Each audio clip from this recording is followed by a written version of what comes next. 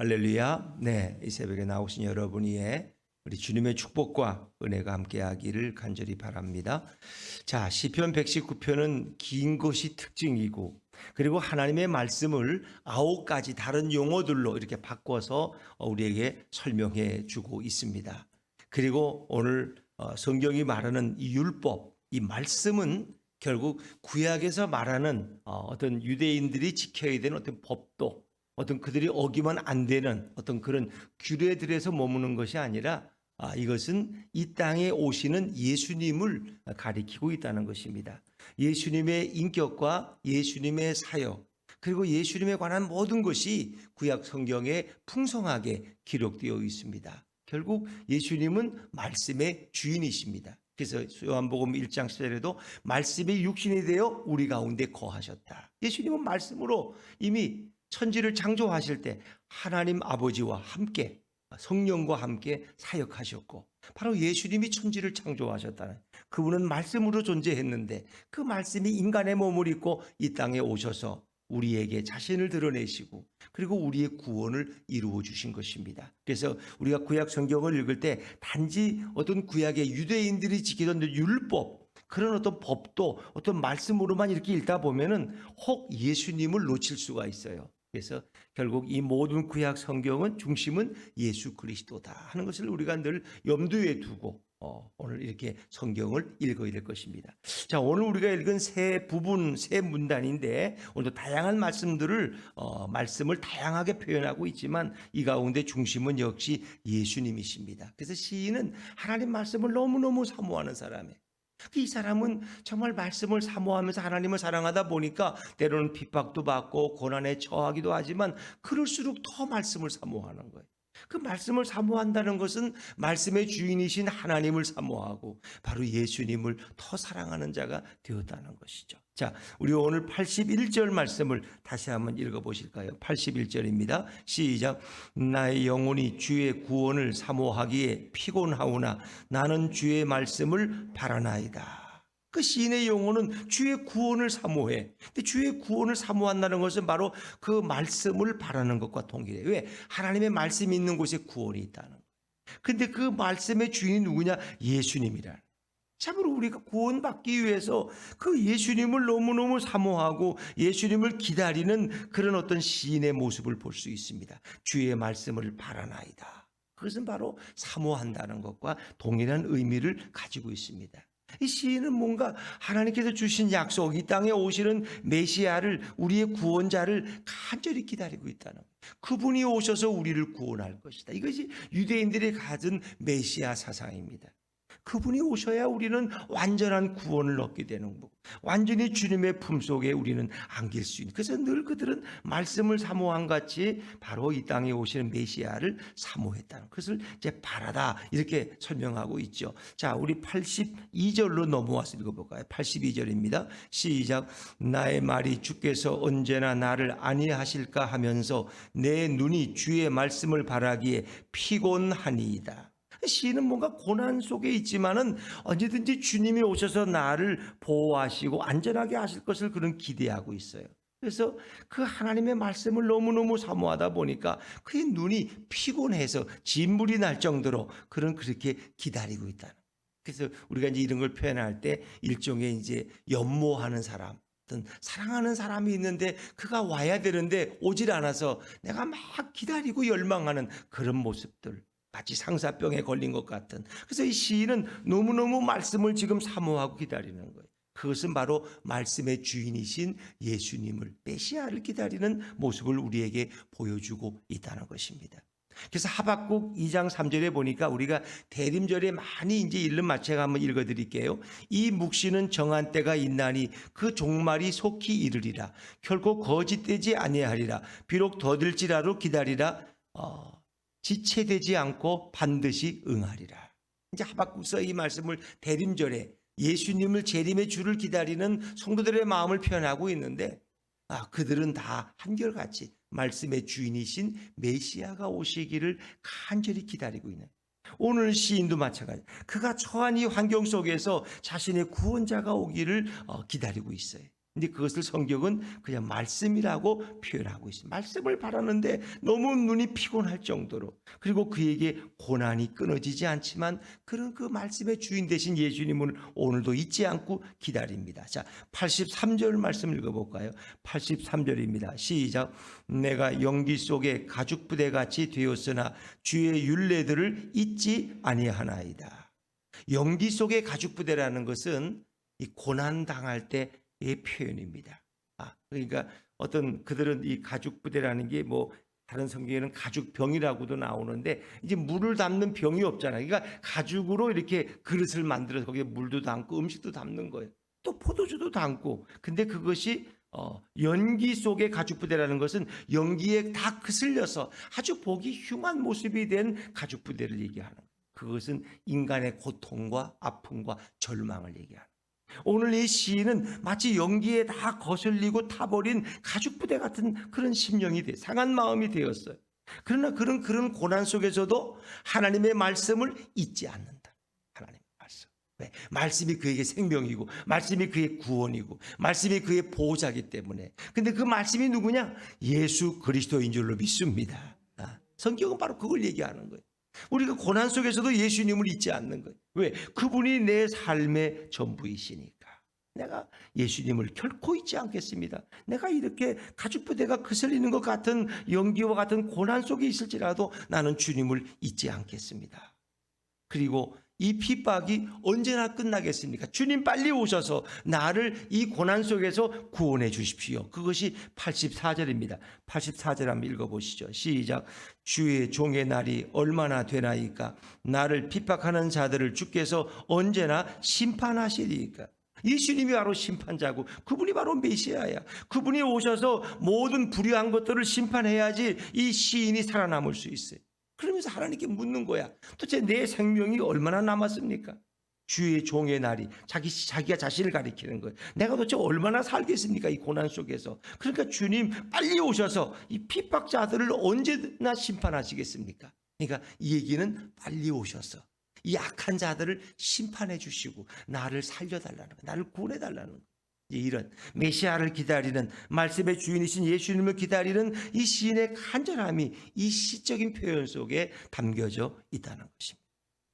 또 오늘 이 118편은 고난받는 시인의 이야기지만, 하지만 말씀을 사모하고 하나님을 사랑하지만 그런 지금 고난 속에 있는 어떤 시인의 이야기인데, 그 시는 바로 이 땅에 오시는 고난받는 예수님을 우리에게 미리 예표해 주고 있다. 그래서 오늘 이 시편의 많은 구절들은 예수님에 관한 말씀들이 참 많죠. 자, 우리 85절 말씀 읽어볼까요? 85절입니다. 시작. 주의 법을 따르지 아니하는 교만한 자들이 나를 해하려고 웅덩이를 팠나이다. 그러니까 표면적으로 보면은 이 시인이 지금 법을, 하나님의 말씀을 모르는 이 건방지고 교만한 악한 자들이 나를 죽이려고 웅덩이를 파서 내가 빠지기만 기다리고 있습니다. 이런 얘기지만 이 표면이 아니라 이 이면, 이 내면의 진리의 말씀은 바로 예수님의 고난을 가리키고 있다. 예수님의 고난을. 주의 법, 하나님의 말씀은 누구예요? 예수님을 따르지 아니하는, 하나님의 법을 거부하는 이 교만한 악한 자들이, 대제사장 서기관들, 이 악한 사두개인들이 누구를 해하려고? 예수님을 해하려고. 여기서 나라는 것은 시인을 가리키는 표면적으로 표현이지만 진리로 보면은 예수님을 가리키는, 예수님 자신을 해하려고 예수님을 죽이려고 웅덩이를 팠나이다. 그래서 이것은 고난당하시는 예수님을 우리에게 예표하고 있는 시로도 그렇게 사용되고 있다는 걸 여러분이 생각하시면 되겠습니다. 또 그들은 이유 없이, 까닭 없이 예수님을 핍박하고 있어요. 86절입니다. 86절 시작. 주의 모든 계명들은 신실하니이다. 그들이 이유 없이 나를 핍박하오니 나를 도우소서. 하나님의 말씀은 뭐 신실하죠. 그런데 그 악한 자들은 이유 없이, 까닭 없이 예수님을 핍박하고 예수님을 죽이려 해요. 이제 그런 상황. 그 예수님께서도 십자가에서 엘리 엘리 라마 사박다니, 나의 하나님 나의 하나님 어찌하여 나를 버리시나이까. 이제 그런 그 탄식에 섞인 말씀을 하시고 마지막 이제 숨을 거두시잖아요. 그러나 하지만 내가 모든 것을 이루었다. 아버지께 내 영혼을 부탁하나이다. 뭐 이런 말씀들은 하나님과 예수님과의 어떤 그 고난, 죽음 속에서 예수님이 인성을 가지고 오셨기 때문에 하나님 앞에 탄식하며 절규하는 그런 말씀이지만 그게 끝이 아니죠. 하나님은 예수님을 죽은 자 가운데 3일 만에 일으키시고 부활시킴으로 우리의 영원한 구주가 되게 하시죠. 이제 시편에서 시인은 바로 예수님이 이 땅에서 당하실 고난을 미리 보고 그것을 노래하고 있다. 뭐 그것을 알고 있었는지 모르지만 오늘 성경은 바로 예수님의 고난에 대해서 우리에게 미리 예표해 주고 있다는 거예요. 자, 또 87절에 7절로 가면은 시인은 이런 고난 속에서도 끝까지 말씀을 버리지 않는 거예요. 어찌 보면 이 시인은 끝까지 예수님을 포기하지 않는, 끝까지 주님을 내 마음에 모시고 살아가는 그런 시인의 모습을 우리가 볼 수 있죠. 뭐 끝까지 우리 예수님은 아버지 하나님의 사랑을 믿었기 때문에 그 십자가의 고난 속에서도 예수님은 그 모든 것을 이겨내시죠. 자, 87절 말씀입니다. 87절 같이 읽죠. 시작. 그들이 나를 세상에서 거에 멸하였으나 나는 주의 법도들을 버리지 아니하였사오니. 뭐 시인도 그가 당한 거의 죽음 직전에까지 갔지만은 그런 그 말씀을 버리자. 법도라는 건 말씀을 가리켜요. 근데 그 법도는 말씀의 주인이신 예수님을 그 시인은 어떤 고난 속에서도 포기하지 않았다는 거예요. 어찌 보면 예수님도 거의 죽었다고 죽은 거죠. 십자가에 죽은 거. 이제 저들은 끝났다고. 왜? 나무에 달린 자는 저주받은 자니까. 저 예수가 뭘 기적도 좀 행하고 괜찮은 얘기도 하고 자기가 하나님의 아들이고 메시아라고 어쩌고저쩌고 하더니 자기도 구원하지 못하고 저렇게 죽어버렸잖아. 이렇게 사람들은 조롱하고 비웃을 거예요. 그러나 예수님은 죽은 것이 아니에요. 예수님은 하나님이 다시 그를 죽은 가운데 일으키셔서 우리의 영원한 생명의 주가 되게 하신 거예요. 그래서 오늘 시인의 표현은 나는 세상에서 거의 멸하임을 당할 뻔했지만 그러나 그는 끝까지 이 말씀을 버리지 않은 거야. 예수님을 버리지 아니했다. 그런데 이제 이 말씀은 다시 예수님이 부활하실 것을 우리에게 이렇게 아주 정확한 표현은 아니지만 이렇게 흐릿하게 우리에게 예수님이 이 땅에서 당하실 일들을 우리에게 보여주고 있는 것이죠. 그래서 우리가 이 성경 말씀은 다 그렇게 예수님의 계시로 해석을 해야 되지만 우리의 계시가 아직 열리지 않아서 때로는 우리가 확실하게 분명하게 드러내지 못하는 부분도 있다는 것을 여러분이 이해하시면 되겠고, 그래서 여러분이 성경을 읽을 때마다 내가 이 성경 속에서 예수님의 인격과 예수님의 사역과 예수님의 삶을 발견할 수 있도록 주님 도와주십시오 하고 성령의 도움을 구하는 거예요. 자, 계속해서 이제 또 우리 건너뛰면 89절부터 96절까지는 하나님의 말씀이 얼마나 영원하냐 하는 것을 이제 가리키고 있는데 그 말씀은 곧 우리 예수님이 얼마나 영원하신 분이냐 하는 것도 우리에게 또 보여주고 있죠. 자, 89절입니다. 89절 같이 읽죠. 시작. 여호와여 주의 말씀은 영원히 하늘에 굳게 섰사오며. 주의 말씀은 영원히 하늘에 굳게 섰다. 그러니까 하나님의 말씀은 불변하는 말씀이고 영원한 말씀이에요. 하나님의 말씀은 없어지는 말씀이 아니에요. 이 말씀은 생명이기 때문에 영원한 이 말씀. 그러니까 성경에 우리가 이 말씀은 1.1핵도 패하지 아니한다는 거예요. 왜? 그 말씀은 하나님의 말씀이고 그 말씀이 곧 예수님이시죠. 그러니까 그 말씀은 영원한 불변의 말씀이에요. 우리 예수님은 어제나 오늘이나 동일하시고 역사의 시작이고 역사의 마지막 알파와 오메가가 되신 거예요. 하나님의 말씀은 영원히 하늘에 굳게 섰사오며 그 말씀은 영원한 거예요. 그 세상에 이런 어떤 사람들이 쓴 교훈의 책이나 소설이나 또 어떤 좋은 강의록 같은 거는 이 시대는 맞았지만 다음 시대에는 가면 안 맞아. 그것은 왜? 진리가 아니기 때문에. 근데 예수님의 말씀은 2000년 전에 읽어도 진리고 지금 2022년에 읽어도 진리고 예수님이 이 땅에 오시기 전은 1500년, 2000년 전에 그 말씀을 읽어도 그것은 영원한 진리고 구원의 책이에요. 그래서 그 말씀은 영원하다. 그 얘기를 바꿔 말하면 우리의 말씀이 되시고 우리의 구원이 되신 예수님은 어제나 오늘이나 동일하시다. 인간은 변덕스러워. 인간은 약속을 잘 지키지도 않지만 예수님의 말씀은 영원히 폐하여지지 않고 반드시 이루어지고 그 말씀은 굳게 서 있다는 거죠. 이제 그것을 시인이 표현하고 있는 거예요. 그리고 시인은 고난 속에서도 늘 하나님의 말씀이 그에게 즐거움이 되었다는 거예요. 자, 92절입니다. 92절 같이 읽죠. 시작. 주의 법이 나의 즐거움이 되지 아니하였다면 내가 내 고난 중에 멸망하였으리이다. 그러니까 그런 고난을 당하면서도 하나님의 말씀을 생각하면 그 말씀이 그에게 즐거움을 주고 위로가 주기 때문에 고난을 이길 수 있었다는 거예요. 만약 말씀이 없었으면 자기는 고난 중에 멸망당하고 말았을 거다.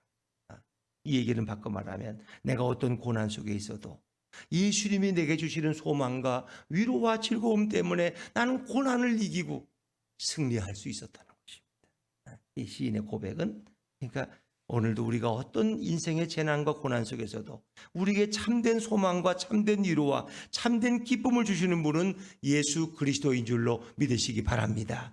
예수님만이 나의 영원한 소망이요, 예수님만이 나의 영원한 기쁨이 된다는 거예요.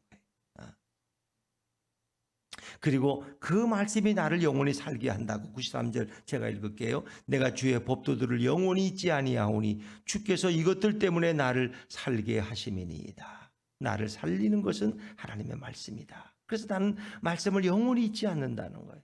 이걸 바꿔 말하면 나를 오늘도 살게 하시는 분은 예수님이에요. 그렇게 나는 예수님을 영원히 잊어버릴 수가 없는 거예요. 사나 죽으나 늘 우리는 주님께 영광을 돌리고 주님과 함께 걸어가는 그런 인생을 되는 거죠. 자, 오늘 시인이 또 이렇게 악인들이 자기를 죽이려고 했지만 그런 가운데서도 늘 말씀만을 생각하는 시인의 모습. 자, 95절입니다. 95절 시작. 악인들이 나를 멸하려고 엿보오나 나는 주의 증거들만을 생각하겠나이다. 어쩌면 그게 결심이야. 악인들이 나를 계속 죽이려고 괴롭히지만 나는 오직 예수님만을 생각하겠습니다. 내게 생명을 주고 구원을 주는 하나님의 말씀만을 내가 생각하겠습니다. 이 얘기는 내가 예수님만 생각하겠다는 거예요. 예수님. 그리고 그 말씀은 영원해요. 그것은 곧 예수님이 영원하시다는 걸 말하는데, 자, 96절 말씀은 같이 한번 읽어볼까요? 96절입니다. 시작. 내가 보니 모든 완전한 것이 다 끝이 있어도 아멘. 이 얘기는 다시 읽으면 내가 다시 보니까 모든 세상에 완벽하다고 하는 것은 다 끝이 있다는 거야. 끝이 없는 건 없어요. 모든 건 다 끝이 있어요. 지구촌도 가면 끝이 있고 대통령의 임기도 끝이 있고 세상에 뭐 아무리 좋은 것도 다 끝이 있어요. 자동차도 아무리 좋은 차도 수명이 다할 때가 있는 거예요. 다 끝이 있어요. 근데 주의 계명들은 심히 넓으니다. 심히 넓다는 표현은 뭐예요? 바꿔 말하면 끝이 없다는 거예요. 가도 끝이 없어. 너무 넓어서. 주의 계명들은 그 폭이 너무 넓고 광대해서 가도 그 말씀은 끝이 없어. 그렇게 말씀은 무궁무진하다는 거예요.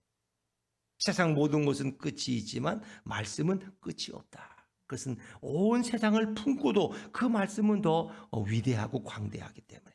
이것은 바꿔 말하면 모든 것은 다 끝이 있지만 우리 예수님은 끝이 없는, 처음도 계셨고 마지막까지도 계시는, 스스로 존재하시는 영원하신 분임을 찬양하고 있는 거예요. 예수님의 영속성, 예수님의 불변성, 예수님의 영원성을. 왜? 예수님은 누구시니까? 하나님이시니까.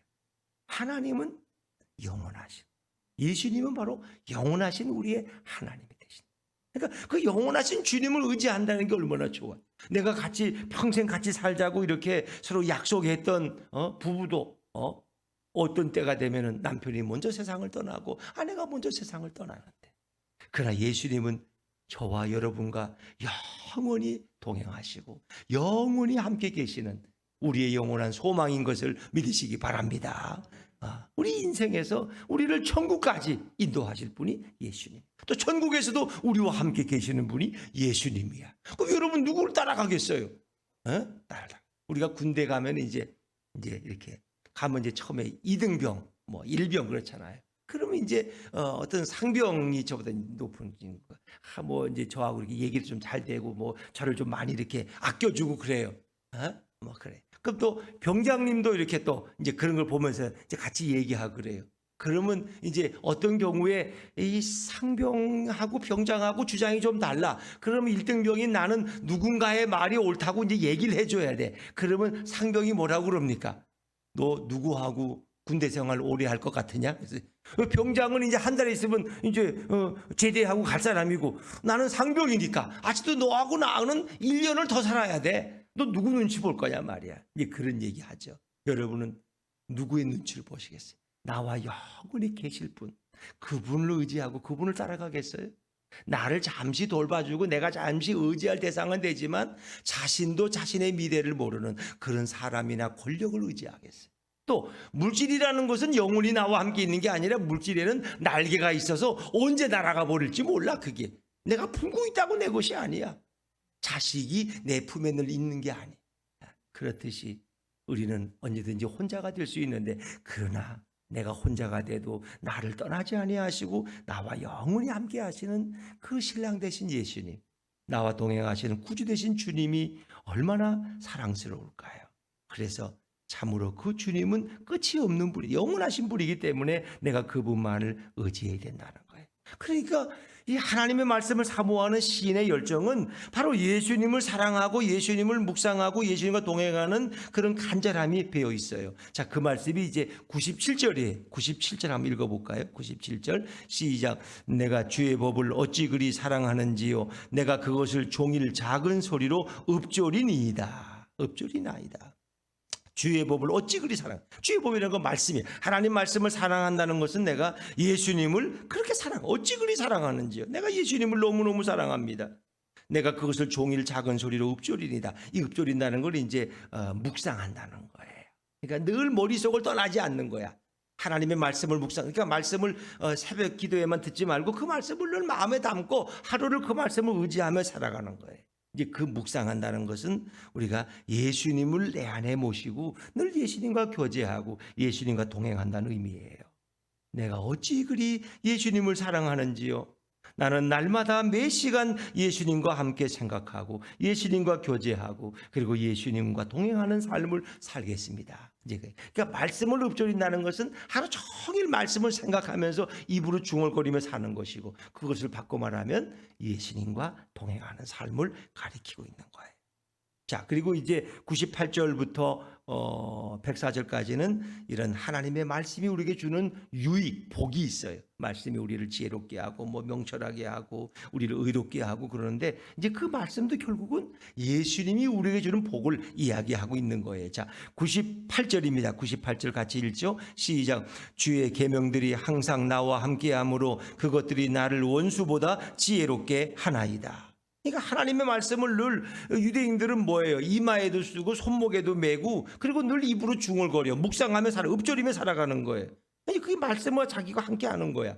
근데 주의 계명들이 나와 항상 함께하므로 나를 원수보다 더 지혜롭게 만들어주는 게 하나님 말씀이다. 이제 그 얘기를 바꿔 말하면 예수님과 늘 동행하는 사람은 예수님께서 나를 원수보다 더 지혜롭게 만드신다. 그러니까 예수님은 우리에게 모든 것을 다 주실 수 있는, 우리의 인생을 지혜롭게 살아갈 수 있도록 지혜를 주시고 이끌어 주시는 분이 바로 주님이시다. 야고보서 1장에 보면은 후히 주시고 꾸짖지 아니하시는 주께 구하라.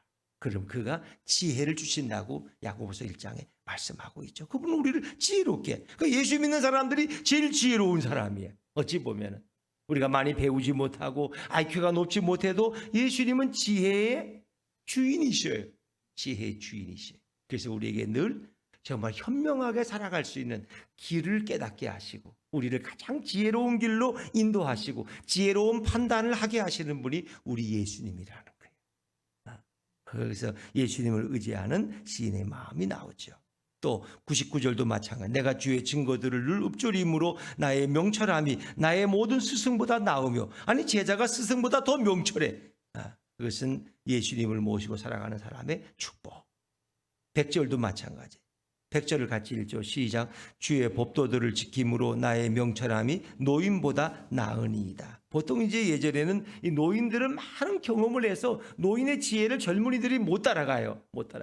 그렇죠? 그래서 우리가 이제 어버이 주일인가요? 그때마다 이렇게 이제 목사님들이 많이 예화에 쓰는 게 있잖아요. 어떤 작은 나라가 이제 큰 나라의 사신이 와가지고 말두피를 가져왔는데 똑같아.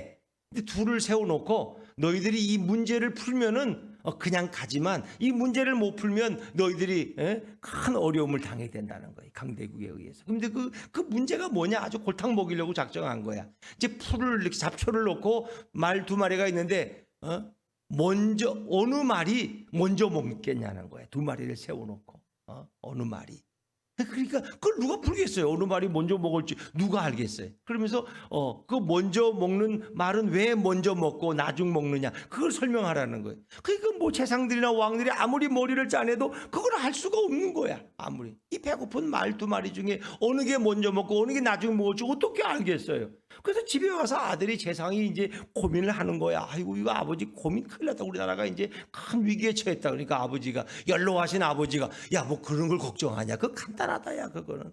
말이 두 마리라면 둘 다 배고프다면 어느 게 어미 말이고 어느 게 새끼 말이고 그거 간단하다. 먼저 먹는 게 새끼 말이다. 아버지 말은 아들이 먼저 배고픈 말이 먹도록 뒤에서 양보하고 기다린다는 거예요. 그래서 아들이 아 그렇군요 아버님. 그 노인의 지혜를 배워가지고 가서 얘기했더니 그게 정답이 되었다는 거예요. 그러니까 이게 노인의 지혜야. 세상을 오래 살다 보니까 어르신들은 지혜가 있다는 거예요. 그런데 오늘 예수님이 주는 지혜는 노인보다 더 훌륭하다는 그 명철하니. 그러니까 주님의 지혜를 따를 수가 없어요. 세상을 창조하신 주님의 지혜를 누가 따라가겠어요? 인간을 만드신 하나님의 지혜를 한번 생각해 보세요. 코가 이렇게 콧구멍이 밑으로 있으니까 숨쉬기에 좋은 거지 콧구멍이 위로 하늘을 차 있으면 비 올 때마다 어떡할 뻔했어요? 빗물이 다 코로 들어가면 어떡할 거야? 하나님이 만드신 눈을 보세요. 위에 눈썹이 있어서 비가 내려도 다 이렇게 흘러내리게 눈으로 안 들어가게. 참 놀랍지 않습니까? 날파리가 되더라도 우리에게 순간적인 반응을 주셔서 어떻게 신경을 주셔서 눈을 깜빡하잖아요. 그러면 뭐 눈을 보호할 수 있는 이 모든 것은 하나님의 지혜다. 그러니까 의사들도 사람을 수술하고 뭐 하지만 이건 내가 하는 게 아니라 하나님이 하시는 거예요. 찢어진 피부도 의사가 하는 일이 아무것도 없어. 소독 한번 하고 그냥 실로 꿰매놓으면 그 자연스럽게 다 붓게 하시는 분이 누구야? 하나님이시죠. 하나님이 이렇게 모든 것을 지혜롭게 만들어 놓으신 거예요. 뭐 하나님의 지혜는 예수님의 지혜는 끝도 없는 거죠.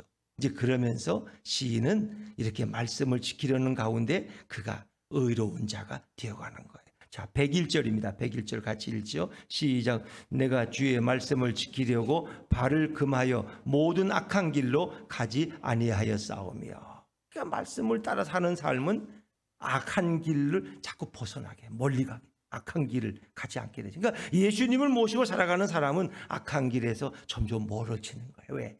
하나님이 예수님이 내게 말씀하시니까. 그러니까 우리가 이제 성경 암송을 하는 유익이 뭐냐? 하나님의 말씀을 늘 암송하다 보면 그 말씀이 어떤 경우에 내게 말씀하시는 거예요. 내가 흔들릴 때 그 말씀이 내게 말씀하시면 그 말씀이 내게 능력으로 오는 거죠. 그래서 104절에도 104절 말씀 같이 읽습니다. 시작. 주의 법도들로 말미암아 내가 명철하게 되었으므로 모든 거짓 행위를 미워하나이다. 하나님의 말씀을 늘 이렇게 따라 살다 보니까 이제 거짓된 것들이 미워. 이제 그런 게 사랑스럽지가 않아. 왜? 하나님의 말씀이 내게 주는 유익. 예수님을 모시고 살면은 우리는 점점 더 깨끗한 삶을 살아가게 되는 거예요. 악을 멀리하게 돼.